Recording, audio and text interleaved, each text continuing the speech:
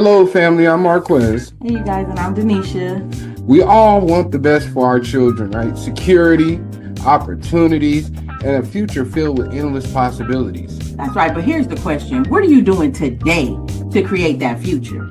Imagine building a business that creates generational wealth, leaving a legacy that grows even when you're not working, showing your children what it means to dream big and take action. That's right. With PlanNet Marketing, we offer you the opportunity to earn income while still being present with and for your family. We show you how to invest in their future while securing your own and teach them by example what financial freedom should look like. And don't just tell your kids to dream big, show them how it's done. That's right. Comment below or you can just message us for a direct link to our presentation.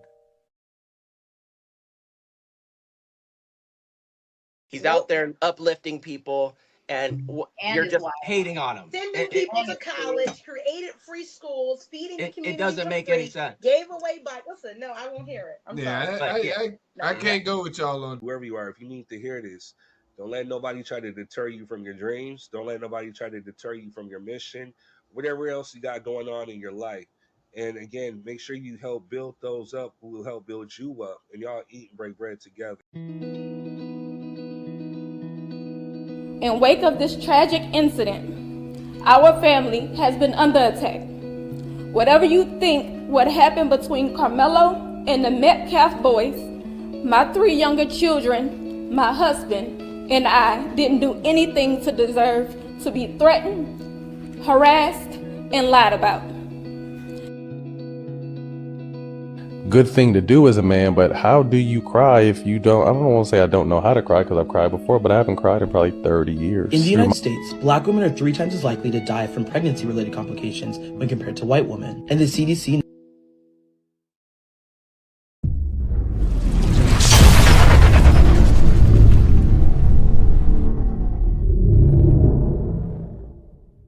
Hello, family. I'm Marquez. Hey, you guys, and I'm Denisha. We all want the best for our children, right? Security, opportunities, and a future filled with endless possibilities. That's right, but here's the question. What are you doing today to create that future? Imagine building a business that creates generational wealth, leaving a legacy that grows even when you're not working, showing your children what it means to dream big and take action. That's right. With PlanNet Marketing, we offer you the opportunity to earn income while still being present with and for your family. We show you how to invest in their future while securing your own and teach them by example what financial freedom should look like. And don't just tell your kids to dream big, show them how it's done. That's right. Comment below or you can just message us for a direct link to our presentation. He's out there uplifting people, and you're just hating on him. Sending people to college, created free schools, feeding the community. It doesn't make any sense. Gave away bikes. Listen, no, I won't hear it. I'm sorry. I can't go with y'all on Whoever you are, if you need to hear this, don't let nobody try to deter you from your dreams. Don't let nobody try to deter you from your mission, whatever else you got going on in your life. And again, make sure you help build those up who will help build you up, and y'all eat and break bread together. In wake of this tragic incident, our family has been under attack. Whatever you think what happened between Karmelo and the Metcalf boys, my 3 younger children, my husband, and I didn't do anything to deserve to be threatened, harassed, and lied about.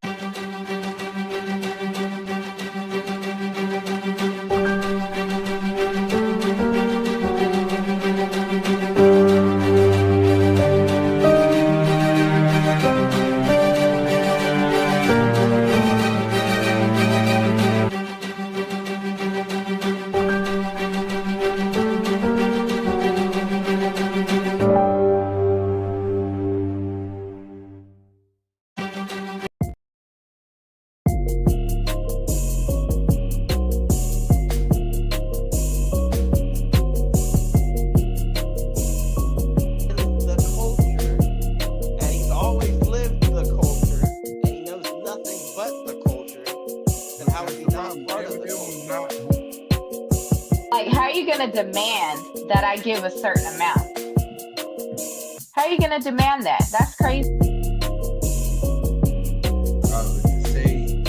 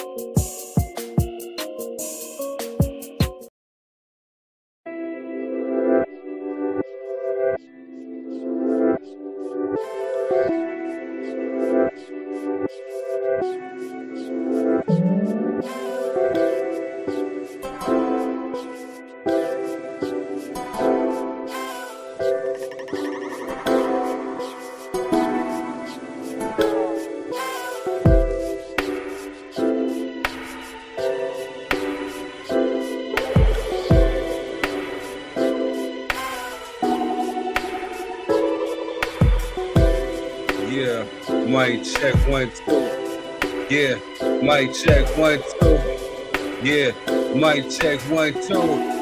Yeah. I go ahead and just start the show. We can't let it go, but I'ma show you I'm a fly Negro. Making cash. You don't like me, why you mad? You sitting back in the lab, trying to slather my name. Nah, my flow is insane. About to show you right now, man. I play no game. I'ma go and cock back and take aim. For all of those, I'm about to cause a mad shame. It's a low down dirty shame like Keenan. If you don't know what the hell, then I mean it. About to show you right now how I flow. Third degree come through when I kick through the door. People trying to throw smut, but I don't give a what. We can go ahead and go toe to toe or just stand up. But what you really want? I thought I told you before, man, I'm really no punk. They wanna talk with all of them guns, but in the meantime, they only bump they gum. And we don't even pay attention to what they saying. If we don't know, hell yeah, we just laying. In them everywhere where you're not in the present. Like I show you right now, come through as Heston. Didn't know you see right now, I'm Mr. Ever. Mr. Third Degree, about to show you every shit that I drop. Go ahead and cop a spot. If you don't know, I can go and let the mic rock.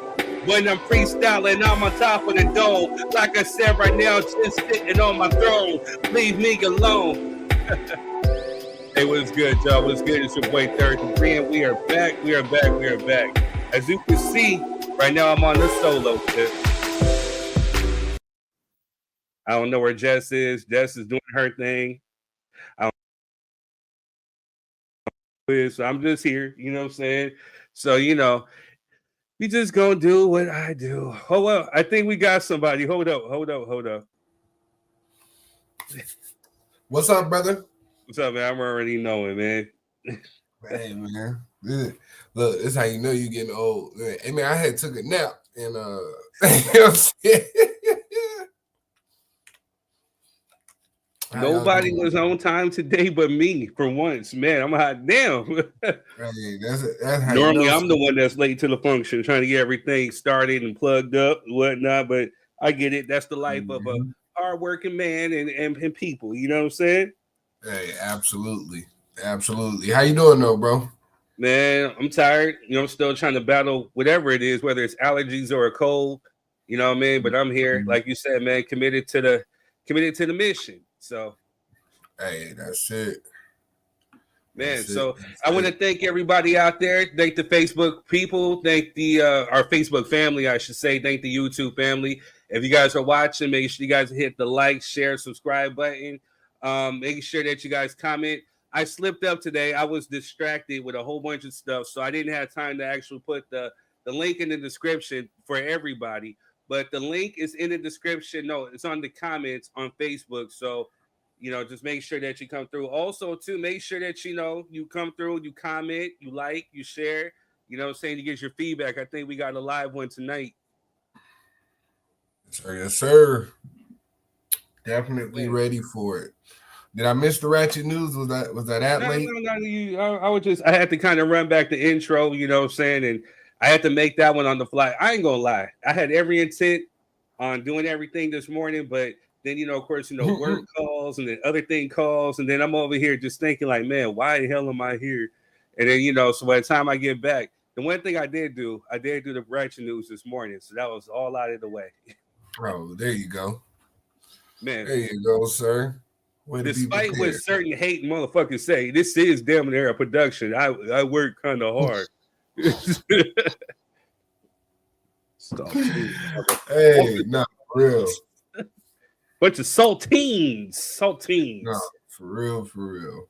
Yeah, a lot of thought and effort go into these shows, man. For real. We congregate about topics and discuss and send information back and forth and chats and all that kind of good stuff. So yeah, we might have a lot of work for this. We might have that at the party where we get down and rugged, down and ratchet. We actually talk about some issues because I don't know. I've been trying to get stuff off my chest and trying to let things go, but I've been praying on it, boy. I don't know. One thing I can't stand is liars. I can't stand over exaggerators. I can't stand drama. You know what I'm saying? I'm at a place in my life where I just want peace. And you know what I mean? And I try to be as peaceful as I can, but if people want funk, you know what I'm saying? Like, I don't know. Hey, man. Well, this is the one thing I have learned about praying. Once I pray on it, you gotta let it sit there. You know what I'm saying? That's true. A lot of people pray and then they answer themselves. You know what I'm saying? Because they get tired of waiting on the answer. You know what I mean? So, we got Pastor Quez in the house. That's some truth. That would just be my experience, man. You know what I'm saying? Just pray and wait for the answer. Don't answer yourself, man. Right. That's all I can give you. But you know, outside of that, man, let's get into some ratchet news. Yeah, because I was acting kind of ratchet. I was on my ratchet soapbox, but here we go with some ratchet news.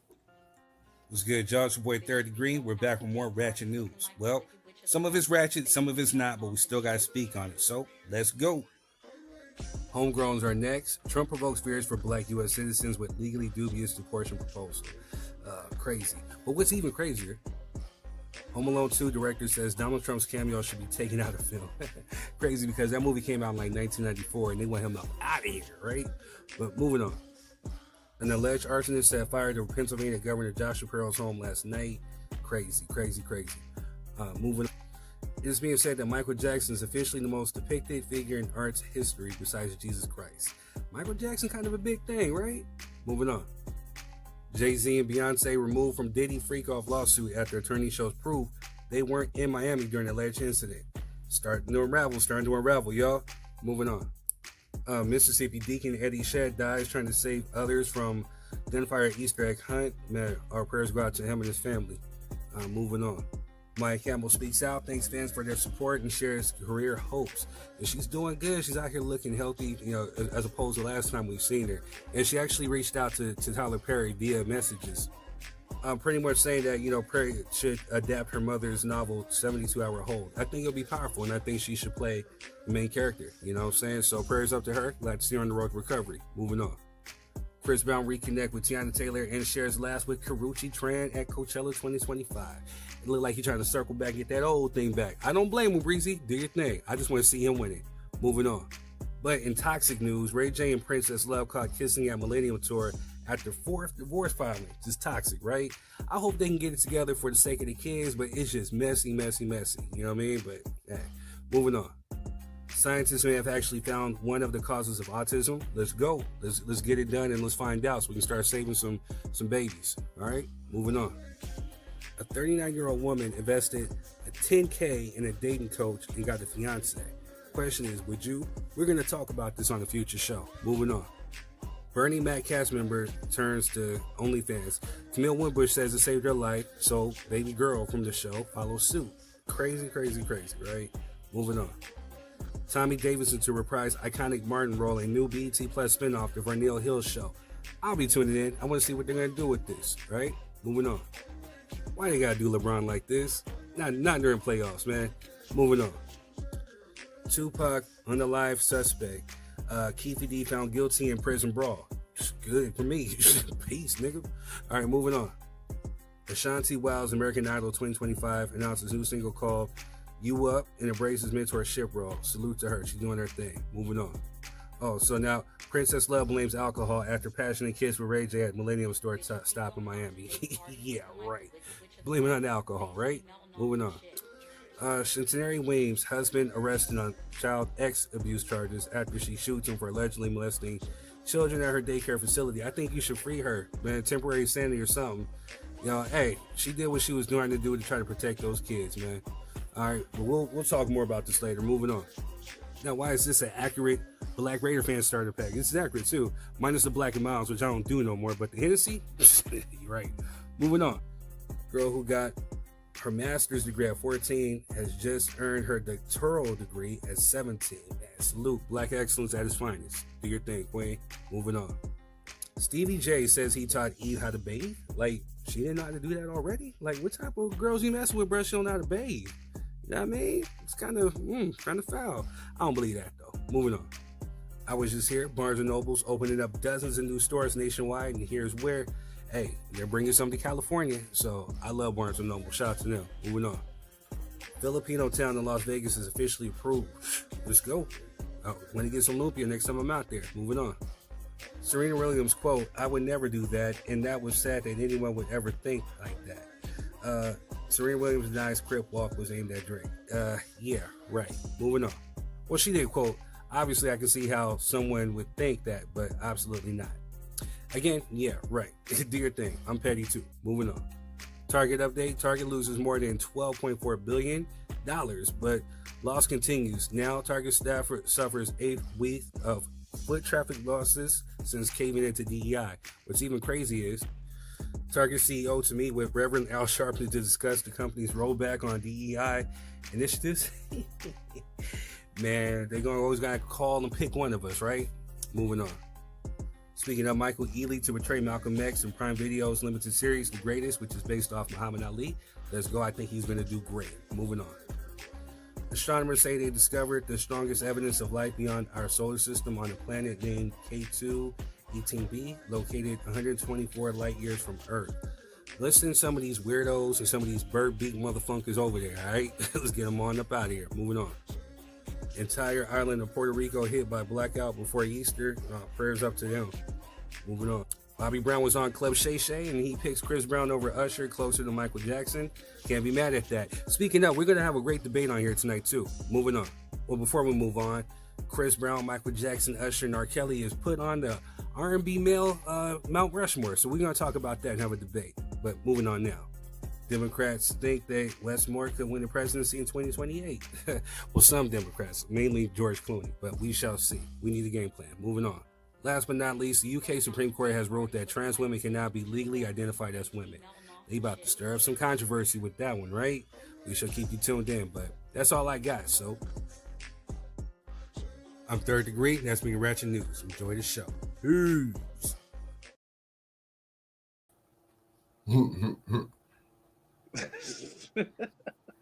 You always laugh, man. That's why I know I did something funked up. No, it was good, man. It was good. I'm laughing about Ray J, silly ass, man. Man, yo. Hey, the court needs to ban them from coming up there.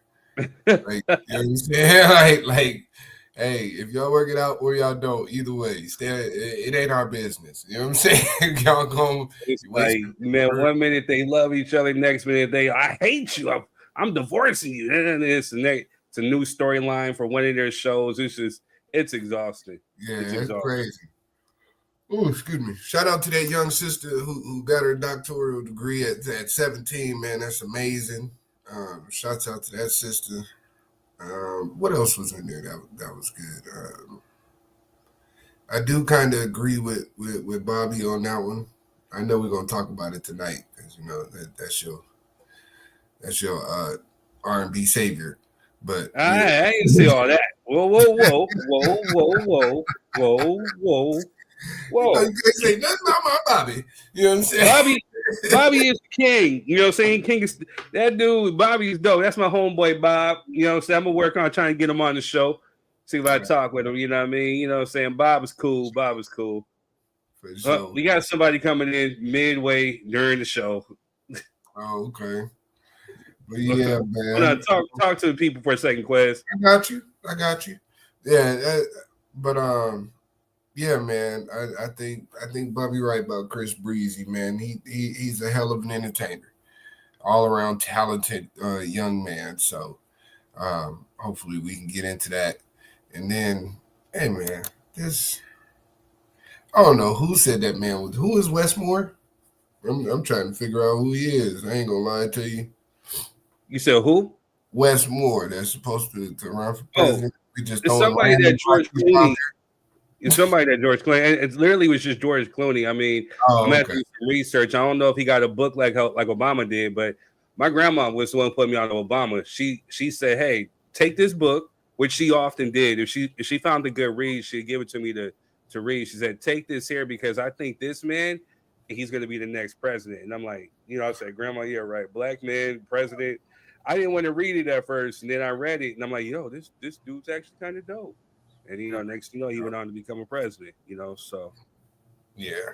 Well, we shall see. I was like, damn, I ain't hear nobody say that. That's what I was curious. Like, who said this? George Clooney, man, he was up there campaigning. I'm gonna send you the video, but he was up there campaigning from heart. Like, I think he's gonna be the next one. He's good character.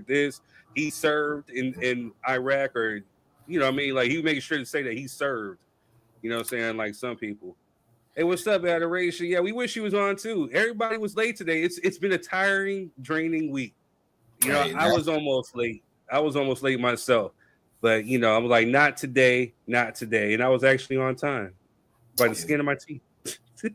What up, Jess? How you feeling? The air. I was cooking. He knew what I was doing. Hey, he wasn't here. He was not here when the show started. Man, no, he don't want to play. You know what I'm saying? No, he don't want to play. He in here talking shit. You know what I'm saying? I would give him shit. You know what I'm saying? Don't be over here trying to instigate. You sound like somebody that we know instigating to starting shit. I'm just saying, throw that man a pack of ramen and tell him to figure it out. You know what I'm saying? That's what you do. That's what you do. Yeah, no, Adoration.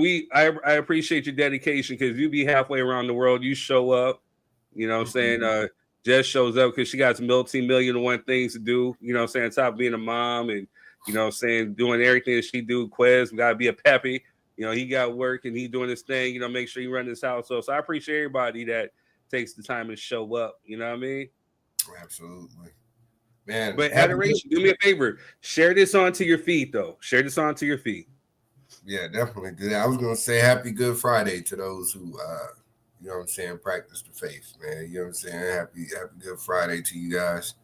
The Queen actually at church, so my house is quiet. You know I can hear, man. I was hoping that she be here because we got an interesting one. It's actually a topic that Jess, she didn't even suggest it. You know what I'm saying? I just thought that was interesting. I thought we should talk about it. But Black Maternal Health Week, you know what I'm saying, which it went from April 11th to the 17th, you know what I'm saying? So definitely, I have some experiences to talk about that, you know, but I definitely want to hear women's perspectives. We're going to talk about Karmelo Anthony released on bond, you know what I'm saying, and the death threats that the judge and his family has been receiving. And I think the Metcalf family has been receiving some death threats too. And then we're also going to talk about Matt Barnes. This is something that MC Toes, that's what I'm saying, man. He always gives us a topic and then he don't never show. You know what I mean? But it's Matt Barnes. He opens up about how he lost his family due to his infidelity or whatever, and he had an honest talk about somebody about crying and opening up, and it's one of those taboos that we talked about before within men's mental health. You know what I'm saying? Is crying considered weak? Is it good to show emotion? You know what I'm saying? And I definitely got some things to kind of talk about with that. So, we got a heavy one, but I was hoping that the Queen would be here. So definitely the Queen and Jess could talk about it. She'll probably be stepping in soon. You know, it's after 9:00, so. Oh yeah, I don't know how long church gonna go. Some churches out in the IE, man, they say be holding you for 4 or 5 hours. Man. You know how you be sitting in there, you be hungry, like, yo, just come on, man. Hey, that part. That's why I was like, I don't think I'm gonna make it. You know what I'm saying? Go on without me. Save yourself. You know what I'm saying? Right. It has been a long week though, for real. You know what I'm saying? Shoot, the baby got sick, and even going to urgent care for the past 3 days to get shots and all kind of stupid stuff. Man, so. Is he getting better? Because I definitely, that time when we were talking, I heard him. I heard all the congestion is low. It's clearing up. It's clearing up. So it's where he looked a lot better today when I came home. So good. Saying his little spirits is up, but man, it didn't messed up his whole little sleep schedule. You know what I mean? He up in the middle of the night tripping. Hey man, some of us got jobs, bro. You know what I'm saying? Like, gotta chill out. Nah, but for real, that's really all it's been though. You know, nothing outside the ordinary. Just his sleep pattern messed up, so of course mine's messed up. So right, we'll get after it though. But little man doing all right. Shout out to you. Yes, sir. But let's get after where we gonna start at. Since we got a few folks here, I kind of wanted to wait for more people to get in. Hold on. Adoration said churches be going on 6 hours and the crowd be like close.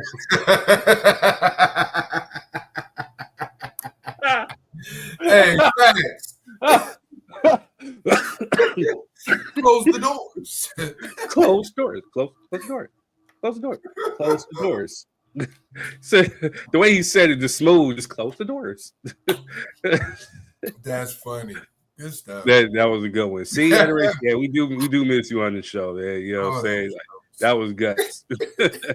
That was guts, man. But the church that my auntie be going to, man, she asked me to go to church with her one day, man, and it was just one of them churches where they kept us. And when, man, sometimes she'll go in at like 9:30, right?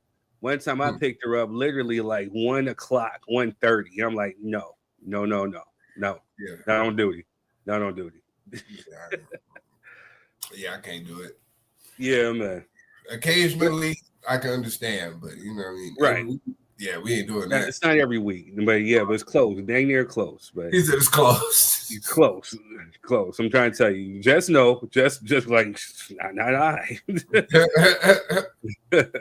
I'll walk out. Now if they close the doors.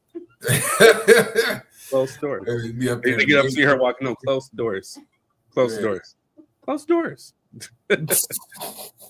But yeah, let's go ahead and get it started, yo. So, hey, like I said, my bad. I had a million and trillion one things to do today, so I couldn't get the link in the description on YouTube. So my YouTube family, I apologize. But if you're on Facebook, I got the link. If you want to come on as a guest in the comment section, make sure that you know that you're in a nice, quiet spot. You got your Wi-Fi popping. If you're using your phone, make sure you have to use your headphones. They will work as a microphone. Your phone and everything picks up everything. So make sure that you know there's no eating. We don't want that all in the camera. We don't want noises in the background like any music from TVs or phones, whatever, because if it bleeds into the show, then it's gonna sit up there and it's gonna tag a copyright. I'm fighting my own damn copyrights with my own music. You know what I'm saying? So I damn near for sure don't want other people. It feels good when I can tell them like, no, I am Third Degree. This is my song Hood Rat, or this is my song Beast Mode. And you know what I'm saying? And they, then they release the dispute. But I'm trying to tell you it's a headache. So also too, you know, again, we are a live show. This is a production. So just know that we are live, and just know that there's topics that we may tap into that may get passionate, get heated. For those who are just tuning in or may jump in and check it out, we're not like this all the time. I don't want to hear that stigma like, oh, all they do is fight. All you do is sleep. No, that's not all we do. You know what I'm saying? It's just, you know, some things get passionate, and that's just what real, genuine people do. If they feel something they get passionate about and they speak on it. Just because you talk with a little bit of passion does not mean that you're angry or negative. It just means you're passionate. So, but we can agree to disagree. So, you know, but just make sure you agree to disagree respectfully. If there's any type of beef on the show, let's just leave it right here on the show. You know what I'm saying? Apologize, and let's not get too personal, you know what I'm saying? But let's just be respectful. It's all about respect, and it's all about love. This is a good place for you to come, drop your 3 cents, drop your thoughts, views, and opinions, and then we're going to keep it like that. So you guys got anything you guys want to add that I may have missed? No, I'm good. You know what I'm saying? You pretty much summed it up, brother. Let's get after it. We ain't gonna close the doors. We'll just kick you out. So. Damn. All right. Well, let's get into a few promos or whatnot. You know what I'm saying? And we'll be right back.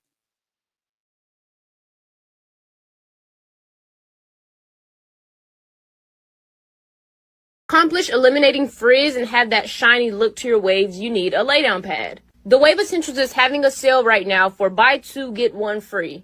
With a little strap on the back, it makes it super easy to lay your hair down, and the plastic on the front helps with laying the hair down and creating that shine. Do this for about 10 to 15 minutes and you'll accomplish that shine and that laydown that you need. Nobody likes frizz, so make sure you go get your laydown pads before the sale is over.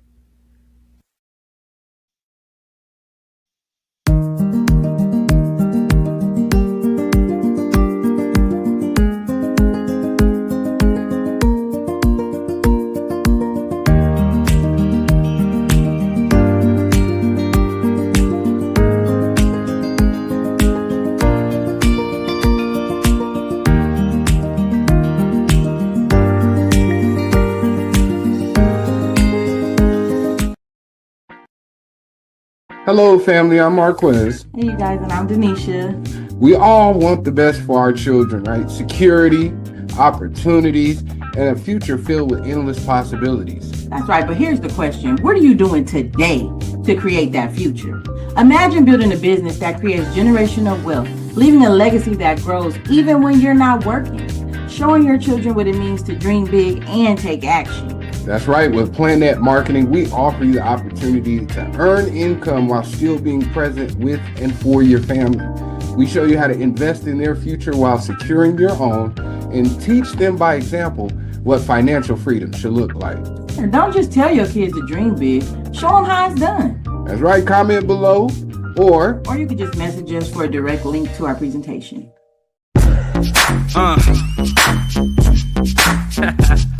Yeah.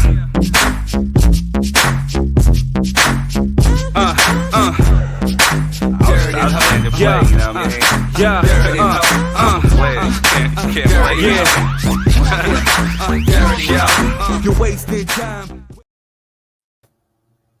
And we are back. We are back. Yo, you know, we celebrate accomplishments and milestones on here too. So I got to give a shout out to me.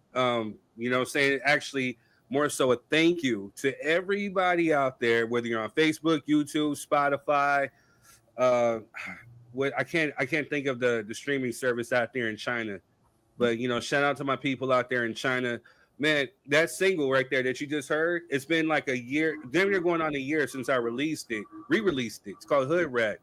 I just checked my stats, man. 16,000 units. 16,000 units, and that's independent. But you know, yeah, man. So I really didn't do a whole lot of promo, like, you know, putting the ads up or doing anything. So it's just literally just been word of mouth. TikTok, you know, TikTok has definitely helped. This show has helped. So I definitely want to salute everybody that went out, that's bumping it. To the folks that can't hear me, that can understand me in China, much love. It's them that's tripping. It's not everybody, especially me. If we can get things worked out, I would love to come out there and tour and to do a show out there in China. So if we know any people out there, any booking agents, whatever, I would love to come out and perform there. Japan, you know, saying it's been everywhere. So thank you again.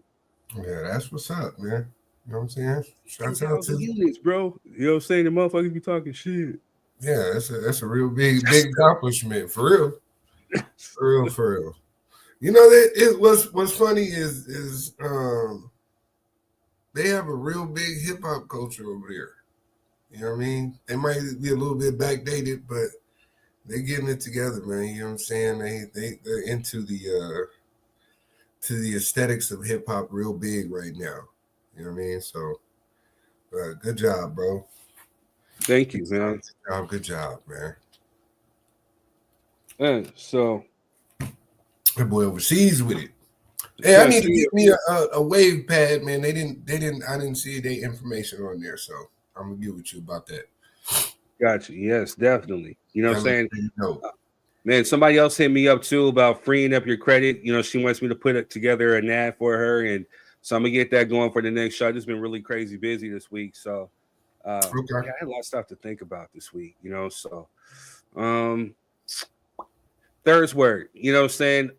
I'm gonna try to keep it positive. Like I said, I've been trying to pray, and you know, I'm gonna just say transparency. You know what I'm saying? And that's one of the things that I try to be with everybody. You know what I'm saying? There are certain things that I may omit or I'm not wholeheartedly, but you know, again, you see me on the show, you see me on with my music, you see me even just on social media. I give a lot, you know what I'm saying? And so the one thing that I can just say is that, you know, I try to be as transparent as possible. But I would suggest that for everything and everything that you do, whatever relationship that you got, whatever business relationship you got, whatever friendship you got, transparency is definitely key.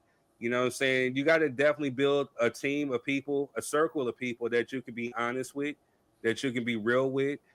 Because if you can't be real with them, then you essentially can't be real with yourself, man. So what's the even point of having them around? So transparency, just be open, be an open book with certain things, because you never know what someone may be going through.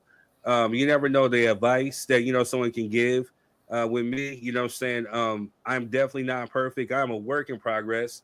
I've come a long way. There's still some things that I can grow on, but at the same time, I do believe I have a good circle of people who do definitely keep it real with me, and I keep it real with them.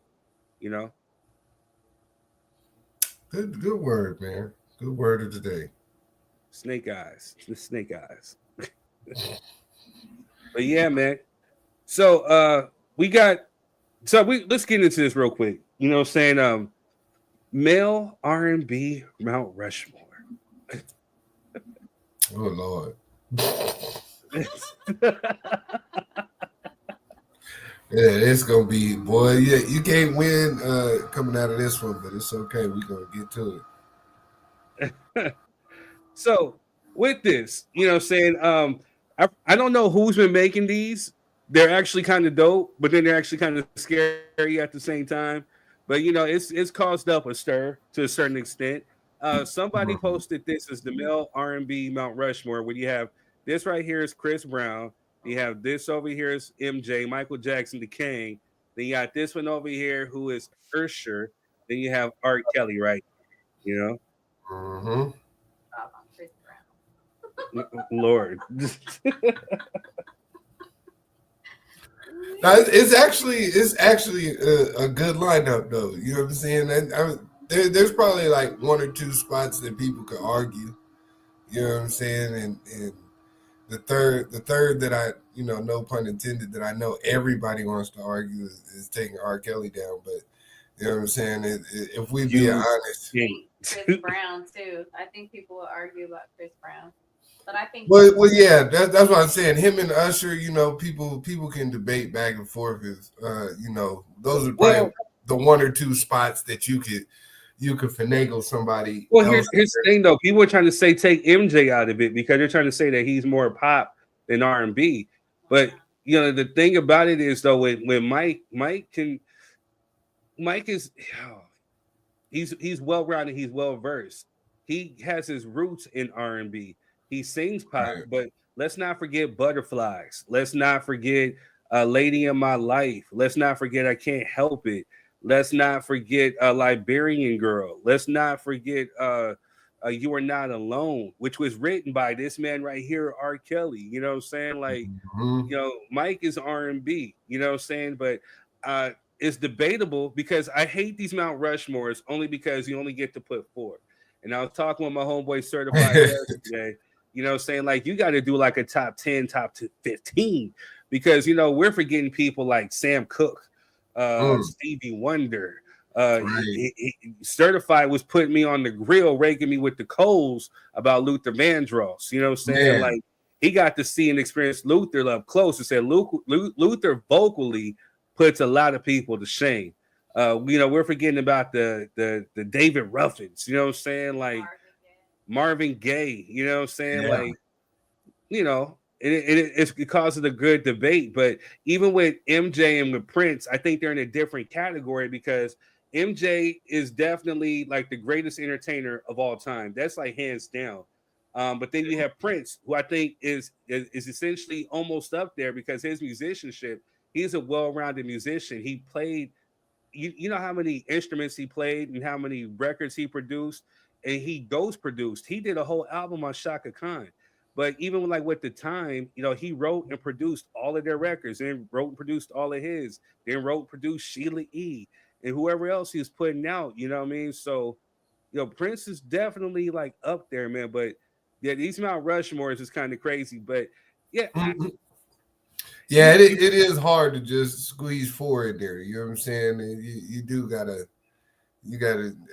Certified he's absolutely correct, because then where do you put the Luthers and the, you know what I'm saying? Oh man, there's a lot of people that could definitely need like a top 10, man. I would go with that. But since we here, you know what I mean, we'll call this the Mount Rushmore of modern times. Let's say that. Yeah, let's give it that. You know what I'm saying? So with that being said, Jess, because you're a music head just as equally as I am, make sure you guys are hitting the like and the share button. Share this on because we want to get this out with the people so they can debate with this too. But so, do you guys believe that Chris Brown should be up here? Yeah, if we talking 90s and up, yeah. I'm trying to date it so that we can run away from those Sam Cooks and Luthers and Stevies, and you know what I mean, like, because if you have to include that other era, yeah, he's getting kicked out of there, and so is Usher. Yes. Jess, what do you say? Yeah, Chris Brown deserves his flowers. He deserves to be up there. And like Quest said, if you're talking about the 90s, 2000s, yeah. Well, he came out in the 2000s, you know what I mean? But Chris Brown is. Oh, yeah, he did. Yeah, he came out in the 2000s. Run It, you know what I'm saying? Like, was his first single. But, you know, the cold part about it was people were trying to compare him to Usher. They were saying he was the next Usher. You know, but Chris Brown, let's just go ahead and I'm going to give him his flowers because I know I've made jokes in the past. Everybody's made jokes about the past, but he's made mistakes. He's learned from them. He's grown from them. Everybody up here has had mistakes and they learned and they grow. But Chris Brown is essentially, a very, very talented. Not only can he sing, he can rap. As you can see, he put the Migos doing in his place with bars. You know what I'm saying? And he can dance. If you're talking just dancing, he is the closest one to MJ. Hands down. Hands down. And he's an artist. Like, I went into the Grammy Museum in downtown LA, right? They had this mural. It was James Brown, Michael Jackson, and then Chris Brown. And they told me that Chris Brown actually painted that mural inside the Grammy Museum. And I think I still got a picture of it in my phone somewhere when I'm posted up on my Facebook. But when I tell you that the detail of the artistry of this dude, he's like beyond talented. Yeah, it's almost unfair. Like, you know what I'm saying? And he light skinned, so like you don't need that much talent. You're already light skinned, bro. Like, chill out. No, I'm just playing. I'm just playing, but no, he's definitely a talented dude. You know what I mean? Sports, even athletically, like, you know what I'm saying? Yeah, I heard he can ball too. Oh, that ain't no hurt. That boy can hoop. You know what I'm saying? Which is crazy. You know what I mean? But he's just an all around talented dude, man.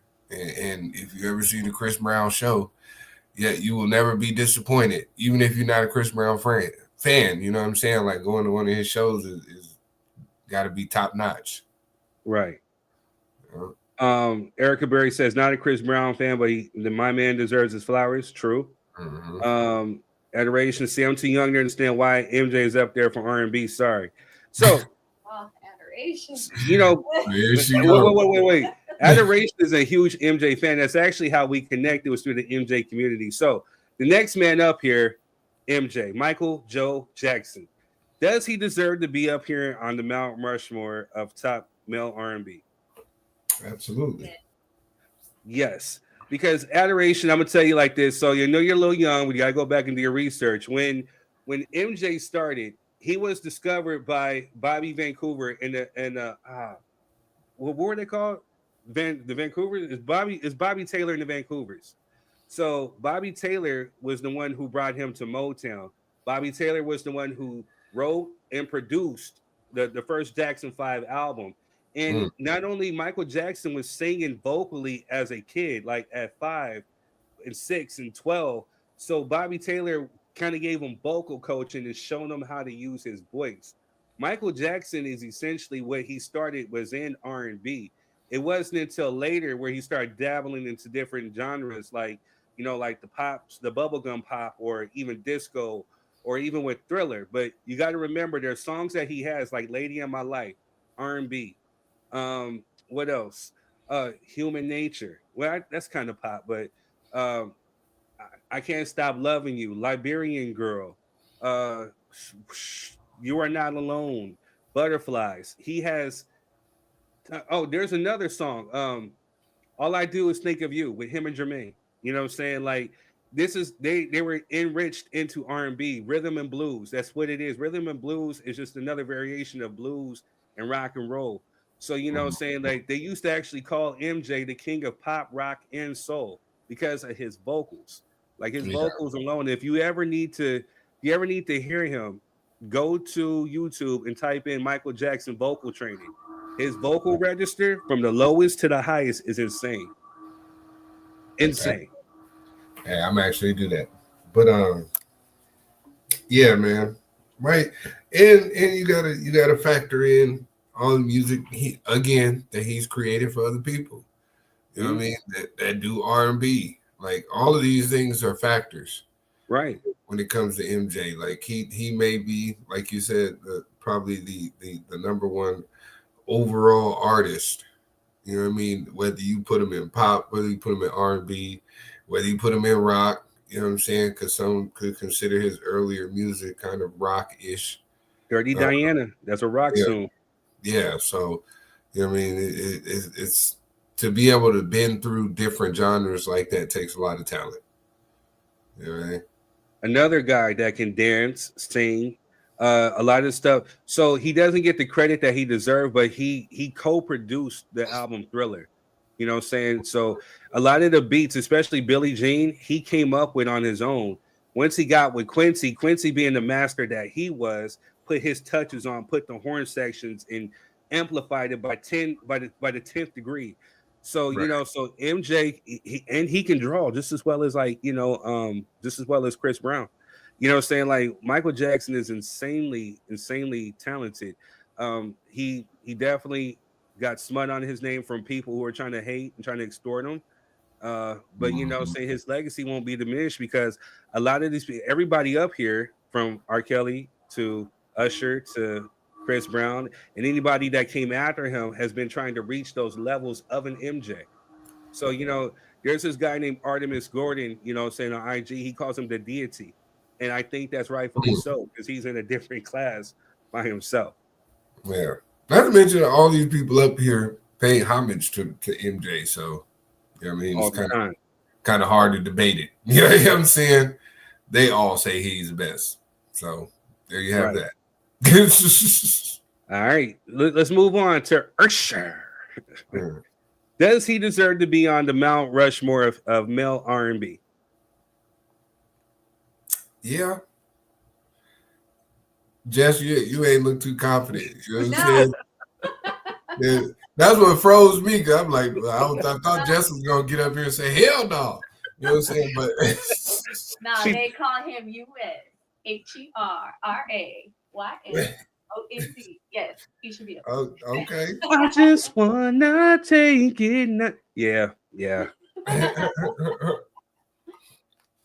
Yeah, I think his Vegas residency helped bring him back to the forefront. You know what I mean? And the Super Bowl, all those good things kind of like turned new fans onto him. But yeah, you know, for us, generation that grew up in the 90s, man, he's definitely up there.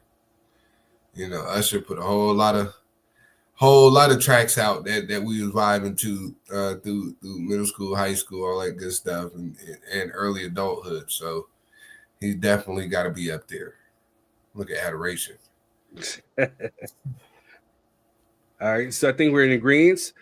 Now, this is going to cause some controversy. We might get some phone calls with this one. You know what I'm saying? And there might be a campaign to take the platform down. Yeah, you know whatever. Man, come on with it. Kelly.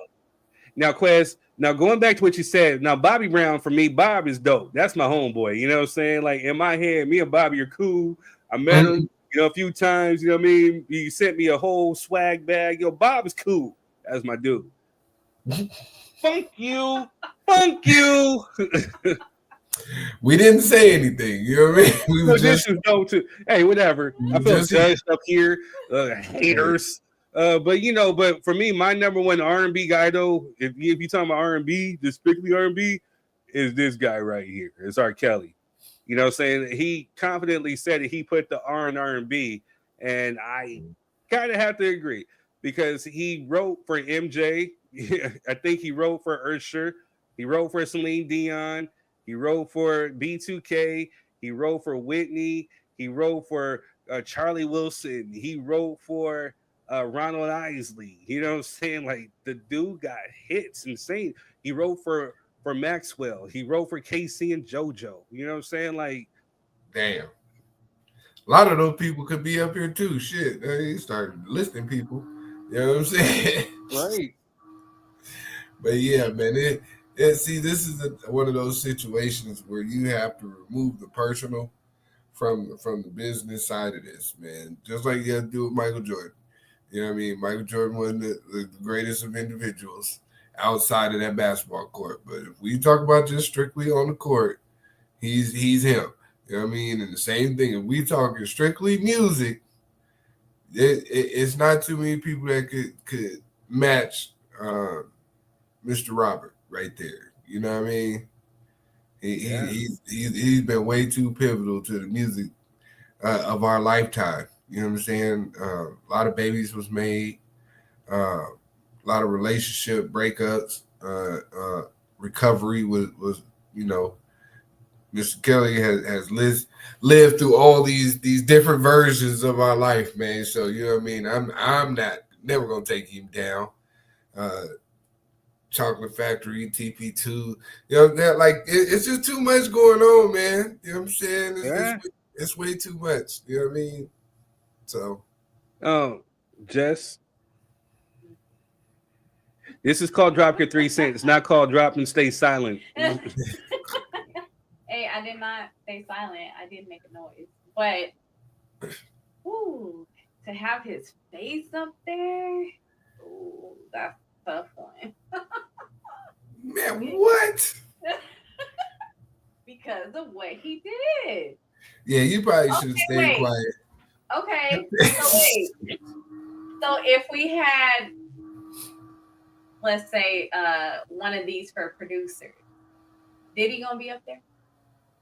Probably. No. Somebody gonna put him in there. Yeah, if you're talking about if they had a Mount Rushmore of like label execs, Adoration says, "Say it, Jess." Now, if they had a Mount Rushmore of like label execs, then Diddy would definitely have to go up there. But producer, because I actually know what a producer is, he kind of if you're comparing him to like a Dr. Dre, and this is taking out the personal shit. If you compare him to like a Dr. Dre, a Timbaland, DJ Premier, who else? DJ Quick, who's underrated, Teddy Riley, Missy Elliott, who else? Even J. Cole. You know what I'm saying? Like, if we're talking about producers, you know what I'm saying? Like people who, if we're talking about even like Quincy Jones, then no, he doesn't hold a candle to none of them. He did what he did. He took hits from the 80s, and you know what I'm saying? And, you know, drove the girls crazy. So, no, but label execs, yes, he'd definitely be up there. Personal stuff aside, you know what I'm saying? What he did with Bad Boy was dope. But going back to it, and I'm going to play advocate real quick. If the Clear people had their Mount Rushmore and they said who's the king of rock and roll and all this, or their greats, they're going to put Elvis up there. Are they going to have the same type of standards like we do? You know, so, he sure did get with Priscilla at 14, and you know, this isn't alleged; these are facts. But he's still the king. You know, no, they're just automatically going to say no. Elvis is dope. You know what I'm saying? Elvis is our king. He's the king of rock and roll, which that's not true. You know what I'm saying? But they're definitely going to ride for Elvis. He still sells millions and millions of records, even dead. Yeah, well, they ain't got many options, so you know what I'm saying. They kind of stick beside him. You know what I'm saying? Just being honest, you know what I mean? Who else you gonna go with? Right. So I mean, so outside of his personal stuff, I mean, and again, R. Kelly, you can't deny the fact. So does that negate whatever he's done? Does that negate the fact that he can't sing? You know what I'm saying? Like he's influenced by Sam Cooke, you know what I'm saying, by Michael Jackson. He's wrote for all these people, he's produced hits. And let's keep it real. You know what I'm saying? Like, if it wasn't for the fact of R. Kelly running out of money to pay people, you probably still wouldn't have heard of any of this stuff. Yeah, probably. And the man just made a fire remix from prison. You know what I'm saying? That was popping. Adoration says, sorry, but R. Kelly a different kind of pedo. And Quez is right. They don't got options anyway. No, but I mean, R. Kelly definitely has to be up there, man. Music wise, I do not agree. I didn't say Good Samaritan. Does he get Yeah. Citizen of the Year? Like, no. I do not agree with his personal choices in women and young ladies, but when it comes to the music, if I needed somebody to write a hit, I would have the utmost confidence in contacting that man to write a hit. Everybody did. So adoration. Let me play advocate. Let me give you some food for thought. The very first accusation, the very first thing that became public and known was 1994 when he allegedly, it's not even alleged no more, when he married Aaliyah. You know what I'm saying? There's a lot of backstory behind that too. You know what I'm saying? So we're not just gonna what he did was egregious, no doubt. But there was some stuff that was going on. She lied about her age. You know what I'm saying? Mom's put her out there. Like a lot of stuff. But 1994. So he didn't get arrested until 2015, 16. So in the meantime, from 1994 all the way up until then, there's been countless of people. Pretty sure Lady Gaga, she worked with him. A lot of the modern artists that you may know have worked with him, did some type of remix with him. And I mean, so it was all good until a documentary. So that's all I'm saying. Mm-hmm. And it's just facts. Just gotta be truthful, man. He dropped hella bars in the R&B game, man. So you gotta, what I mean? I believe I could fly from Space Jam. I mean, come on, man. We gonna take that down? No, you can't watch Space Jam no more. Yeah, and the cool part about it is too, Quez, all the people, cancel. Every black function, every concert, every little thing that I go to, when there's a DJ there, they play R. Kelly. And guess what? They get up. They step in the name of love. There's people stepping probably right now somewhere to R. Kelly. Yeah, so, in the shy, most definitely. You know what I'm saying? Word. There's some old heads out there with a cup of cognac, you know what I'm saying? And they Stacey Adams and you know what I'm saying, some slacks, getting their step on. You know what I mean? and no adoration. I will not stand with her. R. Kelly he puts the R in R&B. So I'm sorry. And to be real with you, he's not going to be the last of your generation to have singers with a scandal. I can promise you that. So boy, that part. I can promise you. A lot of these celebrities are doing and living double lives and doing secret stuff. You know what I'm saying? It just hasn't been brought out to the forefront. And I say it like this, you know what I'm saying? The more money that you're making somebody, the more they're going to keep it under wraps because they got fixers to fix stuff for it like that. So, it's just, but we'll say that for another. But so this has definitely caused a great debate. I want to see the Mount Rushmore West Coast music. Yeah. I got to see that one. I think they did one for like top New York MCs. They got Biggie, they got Nas, they got Jay-Z, and they got Jadakiss. And as much as I love Jadakiss, and that's a hard Mount Rushmore, that's dope. They're sleeping on people like LL Cool J. You know what I'm saying? Like, who he's stayed relevant since the 1980s. So I think he should go up there in place of Jada. But Jada's still hard though. Yeah, that's why I think no matter which one, what version you do, you have to date it. It's too broad of a spectrum to just have four people.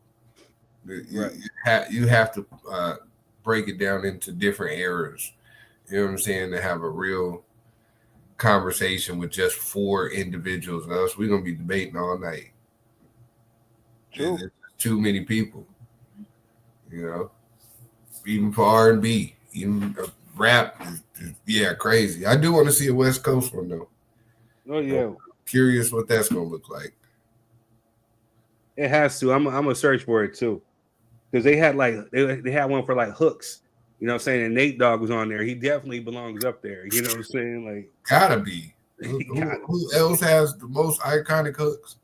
Nobody. Nobody. So, yeah, definitely got to rock with that. All right, man. I guess we'll leave that alone for they come get us. We're standing up for R. Kelly and Adoration, standing up with Jess, which ain't gonna amount to much. They're both under 5 feet, so you guys go ahead and stand on that. Right. All right, y'all. Well, we're gonna go into some quick promos, and we will be right back with our topics. Hello, family. I'm Marquez. Hey, you guys, and I'm Denisha. We all want the best for our children, right? Security, opportunities, and a future filled with endless possibilities. That's right, but here's the question. What are you doing today to create that future? Imagine building a business that creates generational wealth, leaving a legacy that grows even when you're not working, showing your children what it means to dream big and take action. That's right. With Planet Marketing, we offer you the opportunity to earn income while still being present with and for your family. We show you how to invest in their future while securing your own and teach them by example what financial freedom should look like. And don't just tell your kids to dream big, show them how it's done. That's right. Comment below or you could just message us for a direct link to our presentation.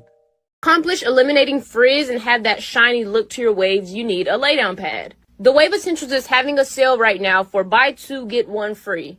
With the little strap on the back, it makes it super easy to lay your hair down, and the plastic on the front helps with laying the hair down and creating that shine. Do this for about 10 to 15 minutes and you'll accomplish that shine and that lay down that you need. Nobody likes frizz, so make sure you go get your lay down pads before the sale is over.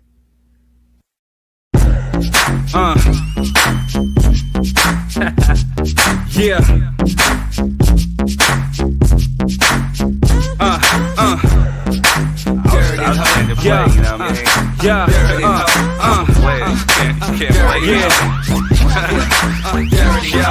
You're wasting time, wasting lines. All right, and we are back. So, the name of that joint is Wave Essentials. So, I'm sending that to you. I made sure that the banner was covering up the actual .com. So, okay, right, we gotta fix that. Yeah, I need some. I need to hook up my waves too. I need to get wavy up in here. All right, y'all. So we got a few topics. You know, we got the Karmelo Anthony Metcalf, Austin Metcalf incident. There's been an update. We got Black Maternal Health Week, and then we also have Matt Barnes opens up, and we're speaking about male emotions. So, which one should we take a dive into first? Wait, let's go Karmelo Anthony. Then we can hit Black Maternal Health Week, and then you know, wrap it up with Matt Barnes. That way, if Melvin is busy, he'll still have time to jump in here. I think that's a good way to line it up. Just saying, man. Just I try to process it out, and plus, I think we're gonna be with Karmelo Anthony for a moment.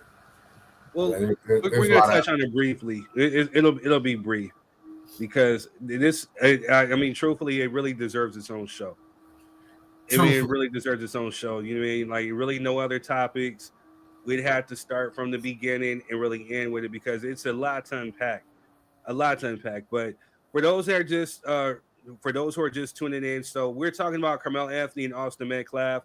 There's been some new details that have been emerged. As of right now, Karmelo Anthony has been released from his bond. It got dropped from $1 million to $250,000, and he made bond.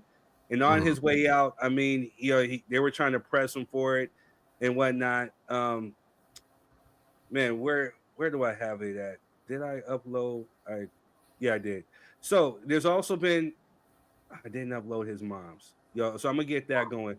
But there's a witness that actually was there, and we're gonna get his side of the story of what we've seen, and then I'm gonna try to upload the his mom's press conference. A short time ago, the Supreme Court. Breaking news. A witness in the Karmelo Anthony murder case came forward to make a statement, and we missed a lot about the whole incident. At the time of the incident, there should have been many students around. Let's listen to what he said. It was raining. They got rained out like crazy bad. Everybody trying to get back to their cars or get in, you know, places where they, you know, wouldn't get all extra with it. Dude was sitting up under the tent, right? He was on his phone, right? My daughters was up under the same goddamn tent. Yeah. So I'm paying attention to my kids, but at the same time, they're in the same vicinity. So I'm watching everything going on around it because I'm there for my children. So dude walks up. McKellen, bro, he wasn't even under the tent at the time. They came from a whole separate tent and walked over there. They intentionally went over there to this kid, man. Dude was sitting there on his phone just trying to get dry. You feel me?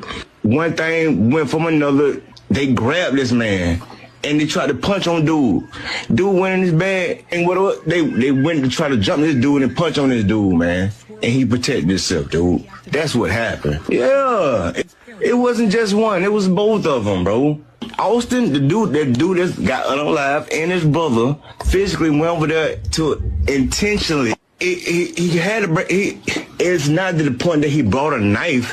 For one, it wasn't on school property. The school is at least 5 to 10 miles away. It was community track meet, bruh. It wasn't a school track meet.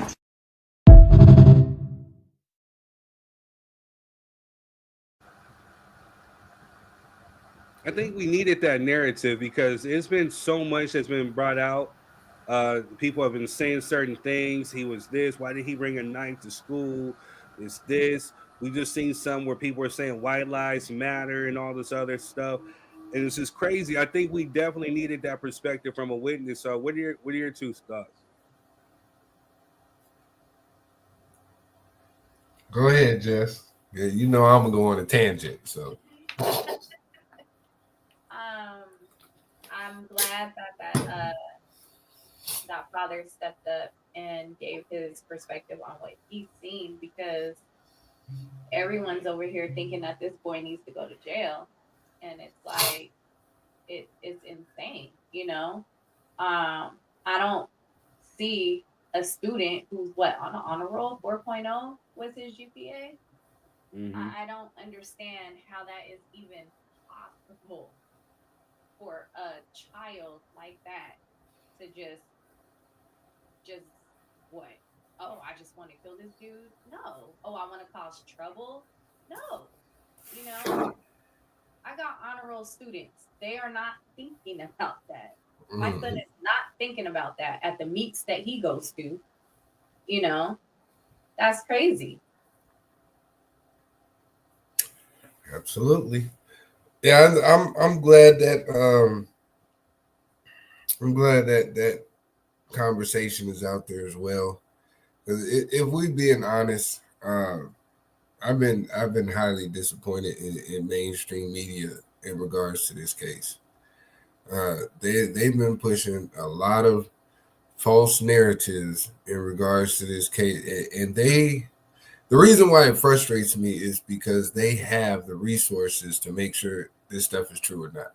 We're not talking about Facebook, you know what I'm saying, journalists. We're not talking about Instagram investigators. We're talking about mainstream media who are going with some of these narratives prematurely without having all the facts and just posting them, you know what I'm saying, and putting them out there, which is very detrimental to somebody who may be fighting for their life.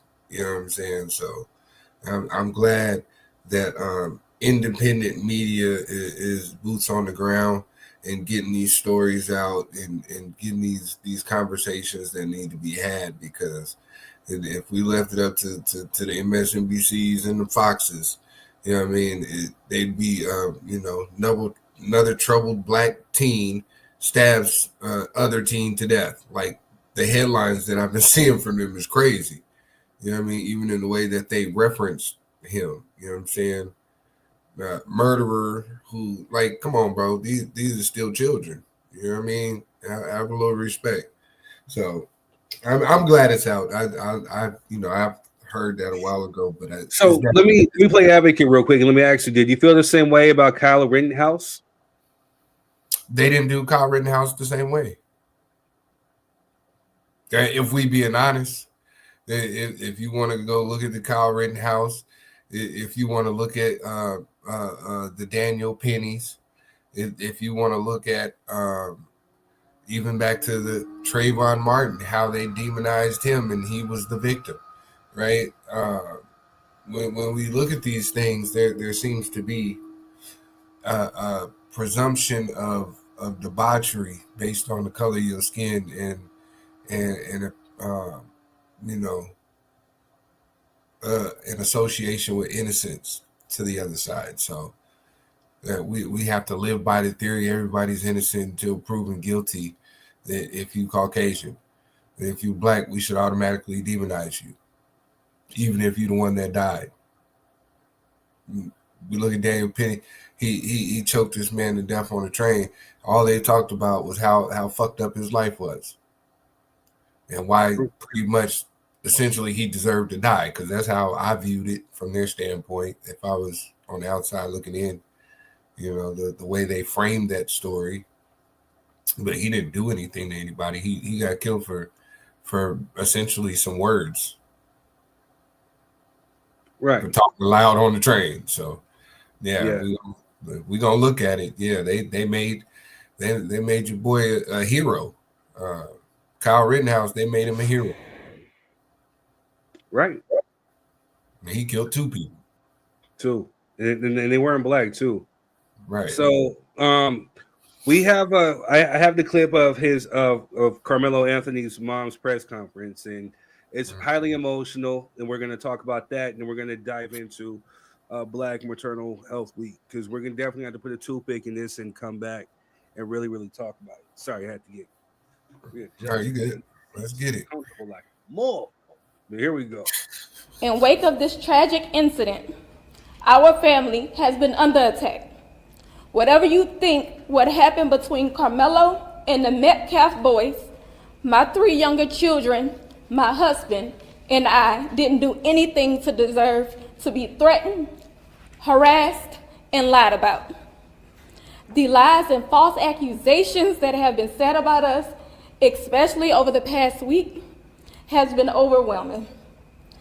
The lies and their amplification put my family in danger, as well as everyone in our community, everyone involved in the investigation, from the police, the attorneys, and the court staff. Our address and my husband's previous employer's address has been put on all social media platforms. My husband had to take a leave of absence because he's afraid what may happen to our family. In wake of this tragedy, his mental health is deteriorating day by day. We have endured death threats. My 13-year-old daughter is afraid to sleep in her own bedroom because she's fearful of what may happen to her. And let me be clear, the claims that were used about the public donation to buy a home or anything else are completely false. We have not received a single dime from the Give, Send, Go fundraiser. And the co-founder has stated that clearly. In the reality, we were just notified yesterday that we could begin to withdraw funds. And it still takes several days to receive those funds once a request is made. Yeah. I mean, when you look at the reality of it, and you know, this is a mother, their whole world's been turned upside down. And from the gist of it, my own personal opinion, I don't think Carmelo Anthony meant to take that dude's life. You know what I'm saying? Like, I don't think if what we're hearing in the police report is true, he asked if he was okay. You know, I think he was just trying to send him a message, or hey, quit messing with me, whatever. And you know, I think he was remorseful. You know what I'm saying? And I don't know, man. It's crazy because both families' lives are effed up. As a matter of fact, that same press conference, the father actually had the audacity and the balls to show up. I wanted to know what he was there for. You know, so I kind of wanted to see how that was going to turn out. You know, was he offering his sympathy? Like, what was he there for? You know what I'm saying? Like, I don't know. You know, but he got escorted off the premises by police. So I don't know, man. This right here is kind of crazy. Seem like intimidation to me. You know what I mean? You want to show up and intimidate. Ain't nobody from that family showed up to none of y'all press conferences with your baby mother or yourself. You know, because the children came from a single parent household. You know, with an absent father. You know, since we like to push narratives. You know what I'm saying? Carmelo's 2-parent household home and functioning family who lived in a gated community before any of this happened. Um, was you know kind of well to do. You showing up to intimidate them kind of also provided evidence to me that children learn habits from their parents. Right. So that's the bully right there. I mean that however y'all want to take that. That's children learn habits from their parents, whether spoken or unspoken. You know what I mean? There was absolutely no reason for you to show up to that press conference, sir, ever, as a grieving parent. You know what I mean? And then for Carmelo family, I hope they get some real security. You know what I mean? Because uh, what's coming up tomorrow sounds like a old school lynching party. You know what I mean? That's how those things started. Right. Well, let's get together. They let that Negro free. Oh hell, we gonna go down there, Jim Bob, and we gonna get justice. You know what I'm saying? So right. I certainly hope they got some real security. Protect yourself at all times and tell the story, man. Get my 12 in the box. Mm-hmm. Yeah, I can't wait for all the details, all the facts to come out, and we can definitely unpack it some more. So yeah, man. Tragic all around. You know what I'm saying? And I'm gonna be the bigger person. Whether again, hurt people hurt people. You know what I'm saying? So this dude, if they're bullying, whatever, did he deserve to go out like that? Nah. You know what I'm saying? And regardless of what someone else has said on this show last week, when you look at the severity of it, who knows what somebody is going through? True.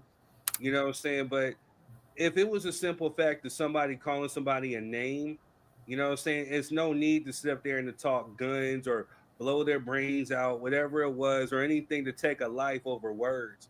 Because, regardless, you know what I'm saying, if that when that person passes or is unalive, they're still going out thinking what they thought about you. If they thought that you were a piece of ish, they died thinking that you were a piece of ish.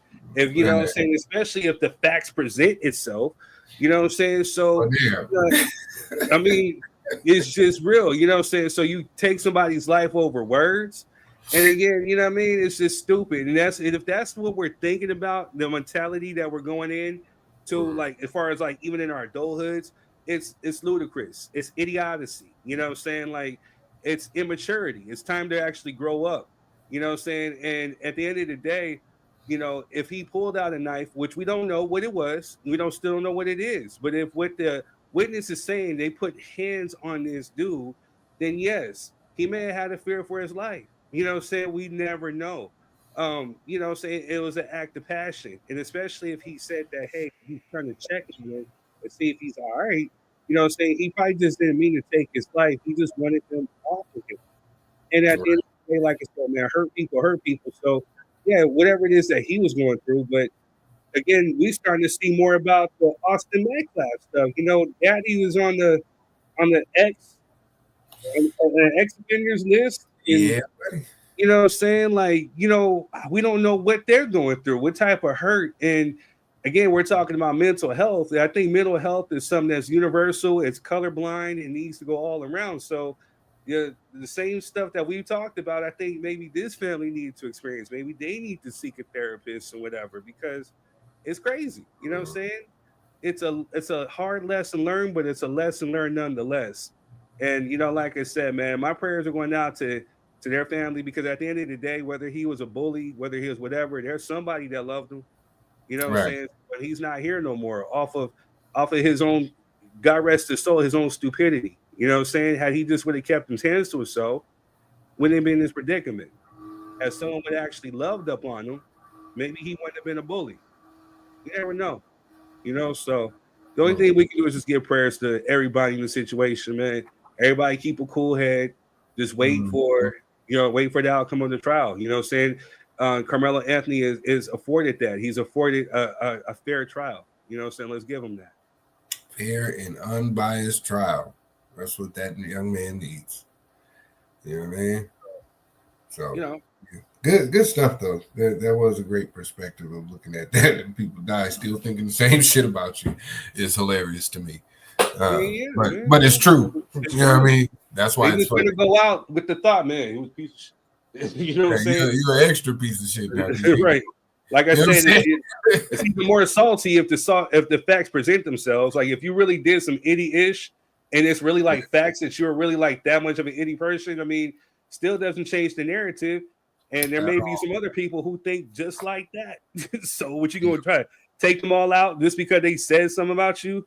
You know what I'm saying? Like if it's not true of whatever they're saying about you, then why is it getting underneath your skin? If it strikes a nerve, then that has to talk to your own insecurity, your own self-consciousness. And can't nobody help that out but you.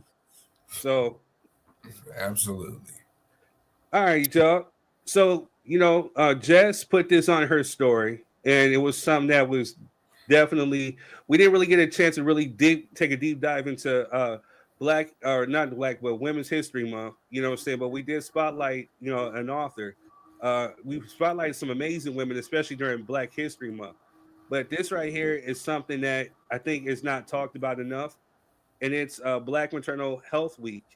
And it just wrapped up yesterday, but here goes. Shout out to this guy. I don't know who he is, but he brought out the facts. And of course, I'm quick to steal something from TikTok if I'm too lazy to clip up the video myself. So shout out to them TikTok. Trump, don't get rid of TikTok, man. They cut off half my workload. But here he goes right here.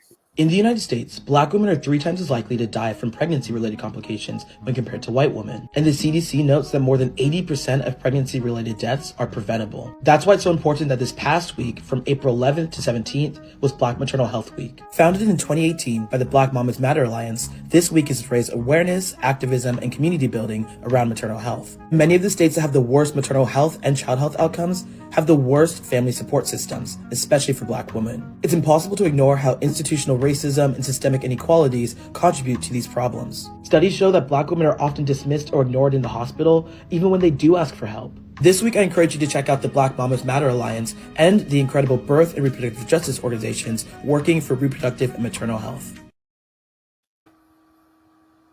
Yo, we're back. So, Jess, is there anything that you want to shed as far as insight into this topic? My labors weren't that bad as far as like being in the hospital, but I do remember with my first and my last telling them that I was like in pain. I wanted to get the epidural, and I had to wait a while for the epidural, I heard the epidural is not good, but I was in pain and I couldn't take it no more, so I asked for it. I know they make you wait until you're like a certain centimeters, but I kept asking. They kept telling me I wasn't there yet. Was I? I don't know. I'm not looking and seeing, so I just took their word for it. But as far as like the like during your pregnancy and everything, I think it was okay, maybe because I had I think he was Indian. My what is it, OBGYN, he was Indian. So it could have been because of that. I don't know. I think other women experience different things. I know when I go to the doctor for just like regular reproductive stuff or whatever, I do get ignored. I've been ignored for decades now, and it's very hard to get a diagnosis for things. And it's like, if I'm over here missing work, missing functions that I would like to go to because I'm in pain, without being pregnant, I'm in pain, it's like, what's going on? How come no one's helping? So it's not just as far as the pregnancy part, it's also when you're not pregnant too. Like, I've been having these issues for decades and I have not gotten a diagnosis or anything. They're just saying, oh, it's normal. Okay. Yeah. Well, thank you for sharing. Yeah. You know what I'm saying? I was hoping Denisha would have been back by now because we were talking about this earlier this week.